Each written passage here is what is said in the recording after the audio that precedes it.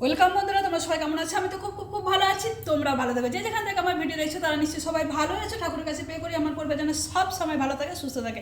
তো চলো বন্ধুরা, আজকে আবার একটা রেসিপি নিয়ে তোমাদের কাছে হাজির হলাম। তো রেসিপিটা দিয়ে চলো আগে ব্যাক ক্যামেরায় তোমাদেরকে শেয়ার করেই ফেলি। আর কি বানাবো চলো তোমাদেরকে বলেই ফেলি। তো আজকে একটা নিরামিষ রেসিপি বানাবো, যারা মঙ্গলবার দিন, শনিবার দিন, বৃহস্পতিবার দিন আঁশ খাও না, চট জলদি তারা ঝটপট বানিয়ে নিতে পারবে।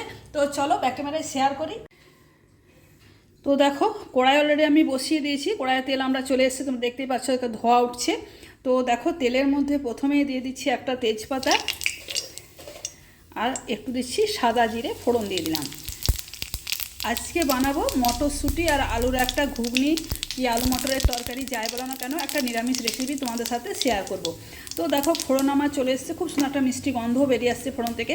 তখন এর মধ্যে কেটে রাখা ছোট্ট ছোট্ট টুকরো করে কেটে রাখা আলুগুলো এর মধ্যে দিয়ে দিলাম।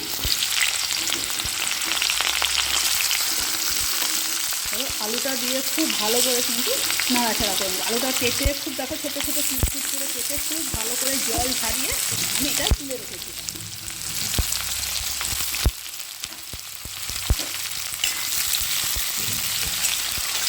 এবার আলুটা কিন্তু একটু বেশ ভালো করে একটু সামান্য কালার ধরে ভালো করে ভেজে নেব। তো ঢাকা দিয়ে দিয়ে দেখো মিনিট দিয়ে সময় নিয়ে খুব ভালো করে দেখো আলুটা একটু কালার ধরে ভেজে নিলাম। এরপর চলো মাছ বরাবর একটু ফাঁকা করে নেব। আর কিন্তু আমি তেল ব্যবহার করব না, এই তেলের মধ্যে সামান্য একটু দিয়ে দেবো হিং ফোড়ন। তোমরা তেলের পরিমাপটাকে একটু বাড়া কমাও করে নিতে পারো, কেউ যদি বেশি তেল পছন্দ করো তখন আরেকটু তাহলে দিতে পারো। আমি কিন্তু একেবারে তেল দিয়ে যা দেবার দিয়ে দিয়েছি। এই যে মাছ বরাবর দেখো একটু ফাঁকা করে দিলাম। এরপর এখানে সামান্য দিয়ে দিচ্ছি হিং। নিরামিষ রান্নাতে এটা কিন্তু আমি নিরামিষ রান্না করছি, তো নিরামিষ রান্নাতে যদি একটু হিং ব্যবহার করো খেতে কিন্তু খুব ভালো লাগে। তো হিংটা দেখো একটু এইভাবে নাড়িয়ে ছাড়িয়ে নেবো। আগে তোমরা যদি চাও তো আগে যদি হিংটা দিয়ে দাও তো দিয়ে দিতে পারো। তো হিংয়ের গন্ধটা যাতে বজায় থাকে তার জন্য আমি একটু আলুটা ভেজে নিলাম, তারপর আমি হিংটা ব্যবহার করলাম। চলো এরপর মাঝে মাঝে দিয়ে দিচ্ছি একটু কুচনো আদা, গ্রেড করে নিচ্ছিলাম আদাটা। আদাটা এরকমভাবে ভালো করে একটু নাড়িয়ে ছাড়িয়ে ভেজে নেব। এইভাবে ভেজে নিয়ে আবার এভাবে আলুর সাথে মিশিয়ে দেবো। হিংটা তোমরা একটু পরে দেবারই চেষ্টা করবে, কেননা হিংটা এই আলুর সাথে অনেকক্ষণ ধরে ভাজতে গেলে হিংটা পুড়ে যাবে, তখন গন্ধটা ঠিকঠাক হবে না। তাই ভাবলাম আলুটা তোমরা মানে ওই 70% মতো ভেজে দেবে, একটু মাছটা ফাঁকা করে তারপর হিংটা দেবে। আর তোমরা যদি কেউ বলো যে মটর আলু সেদ্ধ করে করবে তো খুব ভালো হয়, মানে খুবই ভালো হয়। এটা একটা যদি একটা তোমরা কাঁচা মটর, হ্যাঁ মটরশুঁটি আর এই আলু যদি একবার একটু যদি ভাপিয়েও নিতে পারো তোমরা, তো আমি এইভাবেই রান্নাটা আজকে করে দেখালাম তোমাদেরকে। একটু ভাপিয়ে নিলেও তোমরা করতে পারো। তারপর এখানে তোমাদেরকে দেখায়, এটা কিন্তু একটা ছোট টমেটো, একটা বড় টমেটো, একটা এটা পেস্ট বানিয়ে দিলাম। পেস্টটা কেন দিলাম, তোমরা চাইলে চিকেনেও দিতে পারো। তো আমি পেস্টটা দিলাম, যে দেখবে ঘুগনি একটু গাঢ় গাঢ় ঝোল ঝোল খেতে খুব ভালো লাগে। এটা শীতের আলু তো, হ্যাঁ শীতের আলু দেখবে একটু ছাড়া ছাড়া হয়, তো ওই জন্য আমি এটা ওই জন্য টমেটোটা একটু পেস্ট করে দিলাম যাতে গ্রেভিটা একটু গাঢ় হয়।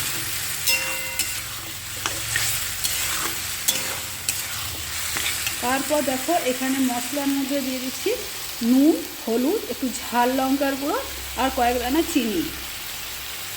তোমরা চাইলে চিনিটা একটু স্কিপ করেও চলে যেতে পারো। তো একটু দেখবে সব তরকারিতে যদি একটু নুন ঝালের মিষ্টি ব্যালেন্সটা যদি ঠিকঠাক থাকে, যে কোনো তরকারি নিরামিষ রান্না খেতে কিন্তু দুর্দান্তই হয়। তো চলো বন্ধুরা, তাহলে এটা খুব ভালো করে আমি এবার নাড়িয়ে চাড়িয়ে একটু ভালো করে কষে নিই, মশলার কাঁচা গন্ধটা যাওয়া অবধি।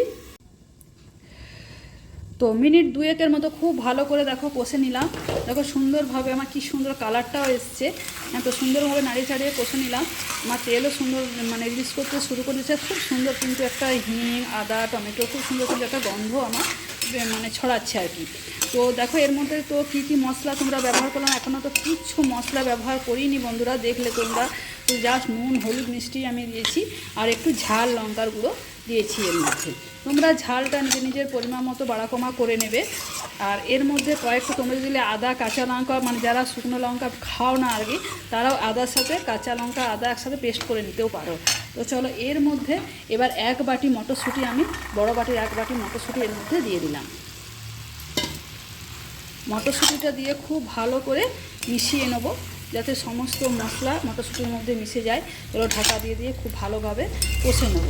যেহেতু আমি এটা মটরশুঁটির একটা ঘুগনি বলো, মটরশুঁটি আলু তরকারি বলো না কেন, তো মটরশুঁটিটা ওই জন্য একটু আমি বেশি ব্যবহার করলাম। তোমরা একটু বেশি ব্যবহার করারই চেষ্টা করবে।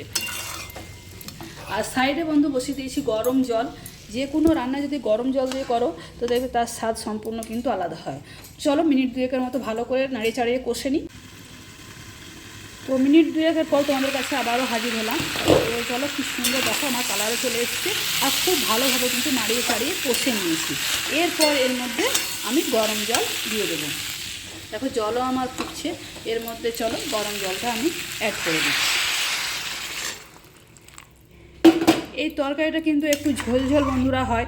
তোমরা যদি কেউ একটু কষা কষা খেতে চাও তো খেতে পারো। আমি কিন্তু এই তরকারিটা একটু ঝোল ঝোলই নামাবো। এই তরকারিটা কিন্তু একটু ঝোল ঝোলই খেতে ভালো লাগে। তো দেখো এখনও কিন্তু যেহেতু কোনো মশলাই কিন্তু ব্যবহার করি, তার মধ্যে কী সুন্দর দেখো কালারটা চলে এসছে। তো চলো এরপর যতক্ষণ না এবার আলু মটর সেদ্ধ হচ্ছে ততক্ষণ না ভালো করে রান্নাটা সেরে ফেলি। তো 2 থেকে 3 মিনিট পর তোমাদের কাছে আবার হাজির হলাম।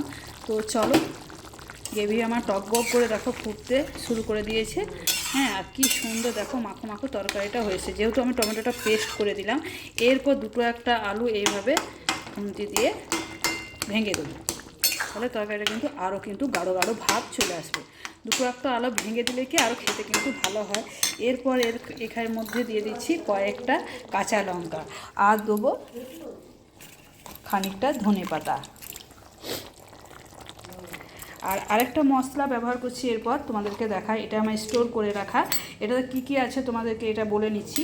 এটার মধ্যে আছে গোটা ধনে, গোটা জিরে, দুটো শুকনো লঙ্কা, তেজপাতা, দুটো ফাটিয়ে নেওয়া এলাচ, দারচিনি একটা দারচিনি কাটকে 4 ভাগ করে নিয়েছি, আর লং নিয়েছি।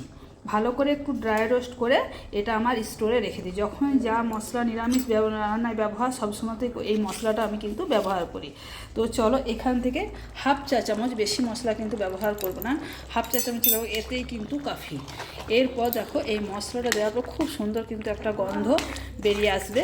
চলো দেখো মশলাটা দেবার মাত্র কি বন্ধুরা খুব সুন্দর কিন্তু একটা গন্ধ বেরোচ্ছে, খুব সুন্দর। যে কোনো আলুর দমের মশলাতে এই মশলাটা আমি ব্যবহার করি। আলুর দমে, তারপরে আলু চচ্চড়ি, যে কোনো, তারপরে নিরামিষ যখন ফুলকপি রান্না করি সবাইতে কিন্তু এই মশলাটা আমি ব্যবহার করি, খেতে কিন্তু দুর্দান্ত হয়।